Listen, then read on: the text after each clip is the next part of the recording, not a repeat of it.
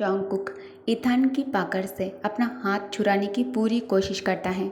उसकी सांसें तेज हो जाती हैं और वो घबराहट भरी आवाज़ में कहता है, लीव मी।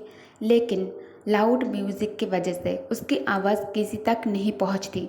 दूसरी तरफ ओवेन दूर से सब कुछ देख रही होती है। बाहर से वो नॉर्मल एक्सप्रेशन बनाए रखती है, लेकिन अंदर ही अंदर मुस्कुराती है। वो जानबूझकर अपने फ्रेंड्स को बातों में उलझ देती है ताकि किसी का ध्यान जॉन्गकुक की तरफ ना जाए। इथन जॉन्गकुक के और करीब होकर धीरे से कहता है, काम डाउन। जितना रेजिस्ट करोगे उतना मुश्किल होगा तुम्हारे लिए। जॉन्गकुक की नज़र बार बार मेंशन के मेन एंट्रेंस की तरफ जाती है। वो धीरे से सिर्फ एक नाम लेता है, डैडी। जॉन्गकुक मासूमियत भरी आंखों से इथान की तरफ देखता है। उसकी सांसें तेज चल रही थी। वो घबराहट भरी सॉफ्ट वॉइस में धीरे से कहता है, अंकल प्लीज़ कुकी को जाने दो। इथान के होठों पर एक अजीब सी मुस्कान आ गई। वो जॉन्गकुक के सामने खड़ा होकर उसका रास्ता रोक लेता है ताकि वो वहाँ से निकल ना सके। जॉन्गकुक बार बार एक तरफ से दूसरी तरफ निकलने की कोशिश करता है, लेकिन इथान हर बार उसके सामने आ जाता है। जॉन्गकुक को ऐसा महसूस हो रहा था कि सिचुएशन ठीक नहीं है। डर के बावजूद वो हिम्मत जुटाकर इथान को जोर से धक्का दे देता है। इथान एक कदम पीछे हट जाता है। ये देखकर जॉन्गकुक को लगता है कि शायद अब वो बच निकलेगा, लेकिन अगले ही पल इथान फिर उसके सामने आकर खड़ा होता है। इस बार उसके चेहरे की मुस्कान और भी ज़्यादा ठंडी और परेशान कर देने वाली थी। इतना डर क्यों रहे हो तुम? इथान धीमी आवाज़ में कहता है, मैं सिर्फ तुमसे बात करना चाहता हूँ। जॉन्गकुक बिना जवाब दिए पीछे हटने लगता है। उसकी नज़र बार बार मेंशन के मेन एंट्रेंस की तरफ जा रही थी, जैसे वो किसी अपने का इंतज़ार कर रहा हो। इथान का सब्र धीरे धीरे टूटने लगता है। उसने सख्त लहजे में कहा, स्टॉप रनिंग अवे, मेरी बात सुनो। जॉन्गकुक ने हिम्मत करके उसका हाथ झटक दिया और मजबूत आवाज़ में बोला, नो, मुझे अब से बात नहीं करनी। इथान उसे घूरते हुए कहा, ठीक है, फिर देखते हैं तुम कितनी देर तक मुझसे बच पाते हो। इथान ने जॉन्गकुक को तीखी नज़रों से देखते हुए धीरे से कहा, तुम जितना खुद को मेरे सामने मासूम दिखाने की कोशिश कर रहे हो, उतना ही मुझे लग रहा है कि तुम कुछ छुपा रहे हो। मैं तुम्हारे बारे में काफ़ी कुछ जानता हूँ, इसलिए ये इनोसेंट बनने का ड्रामा बंद करो और मेरी बात ध्यान से सुनो तुम। जॉन्गकुक कोई जवाब नहीं देता है। वो बस खुद को छुड़ाने की पूरी कोशिश करता रहा। उसके चेहरे पर घबराहट साफ दिख रही थी। इथान गुस्से में अपनी मुट्ठी कस ली। उसकी आवाज़ पहले से ज़्यादा सख्त हो गई, स्टॉप एक्टिंग, मुझे बेवकूफ़ मत समझो। मैं यहाँ कोई तमाशा खड़ा नहीं करना चाहता। ये मेरी फ्रेंड का घर है और मैं नहीं चाहता कि सबका ध्यान इधर आए। वो एक पल के लिए रुककर जॉन्गकुक की आंखों में देखते हुए कहता है, चुपचाप मेरे साथ बाहर चलो। बाहर मेरी कार खड़ी है। यहाँ भीड़ के बीच में बात करना ठीक नहीं है। अगर तुम्हें किसी बात की चिंता है या कोई शर्त रखना है तो सीधा बताओ, लेकिन यहाँ सीन क्रिएट मत करो। जॉन्गकुक इथान को फिर से पीछे धक्का देकर भागने की कोशिश करता है, लेकिन इथान उसका पीछा नहीं छोड़ता। जॉन्गकुक भागते हुए लिविंग रूम से निकलकर गार्डन एरिया में आ जाता है। जॉन्गकुक हिम्मत जुटाकर इथान को एक और जोर का धक्का दिया और बिना पीछे देखे लिविंग रूम से बाहर की तरफ दौड़ पड़ता है। उसके कदम इतनी तेजी से चल रहे थे कि उसकी सांसें भी उसका साथ नहीं दे पा रही थी। पीछे से इथान की आवाज़ लगातार उसका पीछा कर रही थी, लेकिन जॉन्गकुक सिर्फ एक ही बात सोच रहा था, यहाँ से निकालना है। कुछ ही पालों में वो मेंशन के गार्डन एरिया तक पहुँच गया। रात की ठंडी हवा चल रही थी और गार्डन की लाइट्स जमीन पर लंबी परछाइयाँ बना रही थी। जॉन्गकुक जैसे ही अपने सामने एक शैडो देखी, वो घबराकर दूसरी तरफ मुड़ने लगता है, लेकिन इथान भी उसके पीछे गार्डन तक आ चुका था। वो तेज़ कदमों से उसके तरफ बढ़ते हुए कहता है, तुम एक चाइल्ड की तरह बिहेव क्यों कर रहे हो? एक मैच्योर इंसान की तरह बात करो, इतना भागना बंद करो। जॉन्गकुक पीछे मुड़कर भी नहीं देखा। वो बस दौड़ते हुए घबराहट भरी आवाज़ में बार बार एक ही नाम पुकार रहा था, डैडी प्लीज़ हेल्प।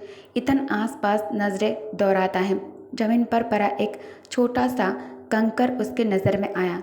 उसने बिना सोचे उसे जॉन्गकुक की तरफ उछाल दिया। कंकर जाकर जॉन्गकुक के सिर से टकरा गया। एक पल के लिए सब कुछ जैसे थम सा गया। जोंगकुक के कदम रुक गए।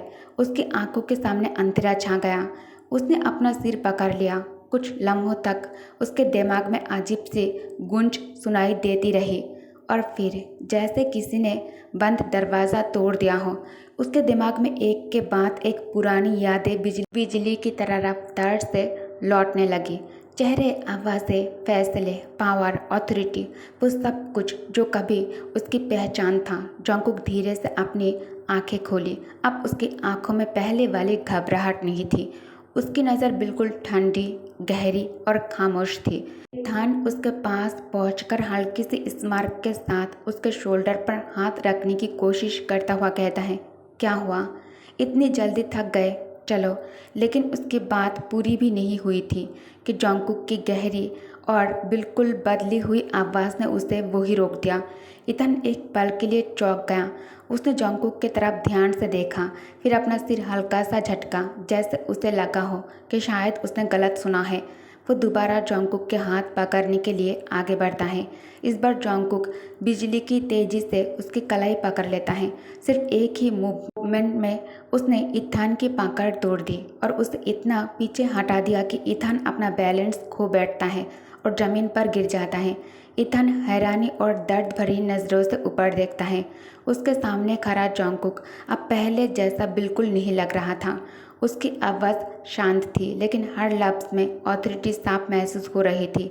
माफिया किंग जियोन जोंगकुक के रास्ते में दोबारा आने की गलती मत करना। वो एक कदम और आगे बढ़ता है। चुपचाप यहाँ से चले जाओ और आज रात जो कुछ भी हुआ है, अगर उसके बारे में तुमने किसी से भी बात करने की कोशिश की तो उसका अंजाम तुम्हारे लिए अच्छा नहीं होगा। जोंगकुक की आंखों में ऐसा कॉन्फिडेंस था कि इथान का चेहरा एक पल में सफ़ेद पड़ गया।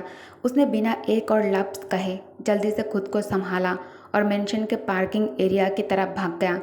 उसी वक्त मेंशन के मेन गेट से एक ब्लैक लग्जरी कार धीरे धीरे एंटर करता है अंदर। रेड लाइट्स की रोशनी सीधी गार्डन की तरफ पड़ी। जोंगकुक की नज़र जैसे ही उस कार पर पड़ी, उसका दिल एक पल के लिए जोर से धड़क उठा। उसने धीरे से कार की तरफ देखा और मन ही मन सोचा, डिड ही सी? क्या उसने सब कुछ देख लिया होगा? गार्डन की हवा एक बार फिर खामोश हो गई। ताइयांग को देखते ही जोंगकुक की सांसें जैसे एक पल के लिए थम सी गई। उसका दिल इतनी जोर से धड़क रहा था कि उसे ऐसा महसूस हुआ जैसे कुछ लम्हों के लिए उसकी हार्ट बीट ही रुक गई हो। घबराहट में उसने अपने एक हाथ से दूसरे हाथ को बार बार रफ करना शुरू कर दिया। उसकी उंगलियां हल्की सी काँप रही थी, जबकि उसकी नज़रें बस ताइयांग की कार पर टिकी हुई थी। अगर तेई ने सब कुछ देख लिया हो तो? ये एक ही सवाल उसके दिमाग में बार बार गूंज रहा था। कहीं उसने मुझे इथान को मारते हुए तो नहीं देख लिया ना? अगर उसने देख लिया होगा तो शायद वो मुझसे नफरत करने लगेगा। शायद वो मुझसे कभी पहले जैसा प्यार नहीं करेंगे। जोंगकुक की आंखों में बेचैनी और डर साफ नज़र आ रहा था। उसने धीरे से अपनी मुट्ठी बंद कर ली। और अगर उन्हें पता चल गया कि मैं माफिया किंग जियोन जोंगकुक हूँ, मेरी ज़िंदगी का वो सच जिसे मैं इतने सालों से सबसे छुपा कर रखा हुआ हूँ, तो क्या होगा? उसका गला भर आता है। अगर उन्हें मेरी पूरी ज़िंदगी के बारे में सब कुछ पता चल गया तो क्या तब भी ते मुझे उतना ही प्यार करेंगे या फिर मेरी तरफ देखना भी पसंद नहीं करेंगे? एक ख्याल आते ही उसका दिल और भी ज़्यादा भारी हो गया। नहीं, ऐसा नहीं हो सकता। गॉड, अभी ते को कुछ भी पता नहीं चलना चाहिए। मैं उनका प्यार खोना अफोर्ड नहीं कर सकता। आई कंट लूज हिम, आई कंट लिव विदाउट हिम। उसने आंखें जोर से बंद कर ली, जैसे अपने अंदर उठे हर दर्द को रोक देना चाहता हूँ। नो, मैं और नहीं सोच सकता। बस काश उसने कुछ भी ना देखा हो। इसी बेचैनी के बीच ताइयांग की कार धीरे से आकर रुक गई। अगले ही पल कार का डोर खोला। ताइयांग बाहर निकला और अपने लॉन्ग लेग्स के साथ लंबे ठहरे हुए कदमे भरते हुए सीधा जोंगकुक की तरफ चलने लगा। दोनों के बीच का फैसला हर कदम के साथ कम होता जा रहा था और जोंगकुक की बेचैनी और बेचैन धड़कनें और ज़्यादा गुजरते लम्हों के साथ और तेज़ होती जा रही थी। ताइयांग जोंगकुक के पास आकर एक हाथ उसके कमर में रखते ही जोंगकुक थोड़ा काँप उठता है। ताइयांग सॉफ्टली कहता है, क्या हुआ है कुकी? क्या मैंने तुम्हें डरा दिया है? Are you all right? Jungkook मन में सोचता है, मे भी उसने कुछ भी ना देखा हो। अगर उसने देखा होता तो मुझसे इस तरह से सॉफ्टली बात नहीं करता। तयंग जंगकुक के बाहों को थोड़ा शेक करते हुए कहता है, are you all right, can you hear me. Jungkook Taehyung के चेहरे की तरफ देखकर इनोसेंटली कहता है, मी गुड डैडी। तयंग कहता है, इस वक्त तुम बाहर गार्डन में क्या कर रहे हो। जंगकुक कहता है, वो अंदर बहुत तेज़ म्यूज़िक चल रहा है इसलिए कुकी बाहर आ गया। तयंग कहता है, म्यूज़िक, तुम मेरे साथ अंदर चलो। तयंग जब जंगकुक के साथ लिविंग रूम के अंदर एंटर करता है, लाउड म्यूज़िक और शराब पीकर अपने घर में इस तरह वाइन और उसके फ्रेंड्स को पागलों की तरह डांस करते हुए देखकर तयंग लाउड वॉइस में कहता है, यहाँ क्या हो रहा है। तयंग के वॉइस कानों में पड़ते ही वाइन एकदम से पीछे मुड़ती है। वाइन तयंग को देखते ही तुरंत मेट को इशारा करता है म्यूज़िक सिस्टम बंद करने के लिए। मेट म्यूज़िक ऑफ कर सब कुछ क्लीन करना स्टार्ट कर दिया। वाइन मन में खुश होने लगती हैं। वाइन मन में कहती हैं, तयंग तुम राइट टाइम पर आए हो। अब तक तो ईथान अपना काम कर दिया होगा। अब मैं तयंग के आंखों में जंगकुक को आसानी से कैरेक्टरलेस बना दूंगी और उसके बाद तयंग उसे इस घर से और अपने दिल से निकाल कर बाहर फेंक देगा। तयंग अपनी डीप वॉइस में कहता है, वाइन ये सब क्या है।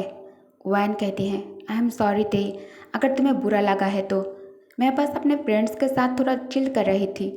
तयंग तुम थके हुए लग रहे हो, तुम जाओ ऊपर अपने कमरे में जाकर फ्रेश हो जाओ, फिर हम साथ में डिनर करेंगे। तयंग कहता है, अभी सबको मेरे घर से बाहर निकलने के लिए कहो। तुम अपने लिए किसी और को परेशान कैसे कर सकते हो, कुकी की मेंटल हेल्थ का ध्यान रखना चाहिए था तुम्हें।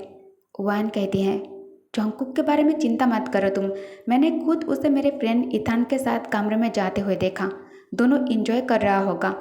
तयंग कहता है, जंगकुक तुम्हारे फ्रेंड ईथान के साथ इंजॉय कर रहा है। वाइन कहते हैं, हाँ, क्यों तुम्हें मेरी बातों पर बिलीव।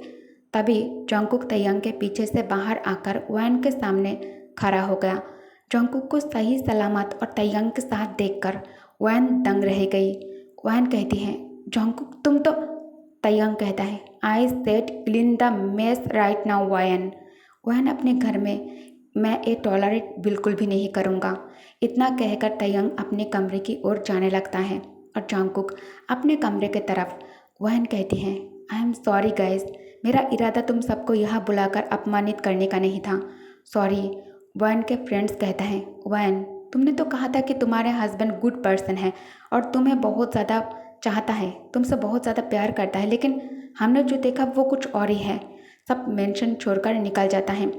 वाइन अपने मेट से कहती हैं, जाओ जाकर ईथान को ढूंढो। अगर जंगकुक बाहर था तो ईथान कहाँ है, उसे भी तो उसके साथ ही होना चाहिए था ना। मेट ऊपर के हर एक कमरे को अच्छे से चेक करने के बाद बाहर बाहर के गार्डन एरिया भी अच्छे से चेक करता है। उसके बाद मेट आकर वाइन से कहती हैं, ma'am he is not here. Wine कमरे में आकर ईथान को कॉल करना शुरू कर दिया। ए ईथान मेरा कॉल क्यों नहीं उठा रहा है। वाइन ईथान को मैसेज करती हैं।